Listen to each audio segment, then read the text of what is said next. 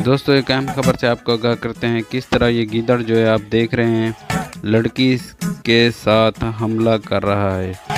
आपको सारी डिटेल इस वीडियो में मिलेगी। लाइव प्रूफ आपको दिखाऊंगा। तो उससे पहले अगर आपने हमारा YouTube चैनल डेली नॉलेज को सब्सक्राइब नहीं किया तो जल्दी से सब्सक्राइब करें और बेल आइकन को ज़रूर प्रेस करें। तो ये आप देख सकते हैं गीदड़ किस तरह एक लड़की के साथ प्यार करने के बाद उसके साथ रेप किया है। वो कहते थे कि पुराने दौर में गीदड़ जो औरतों के साथ इश्क करते थे, जो खूबसूरत औरत देखते थे, तो इसी तरीके से ये गीदड़ जो है ना किस तरह इस लड़की के साथ जप्पियाँ पप्पियाँ ले रहा है। आप इस वीडियो में देख सकते हैं।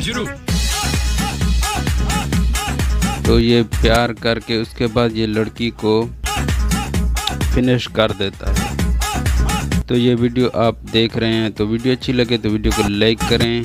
चैनल पर पहली बार हैं तो चैनल को सब्सक्राइब करें। मिलते हैं किसी नेक्स्ट वीडियो में। Bye bye.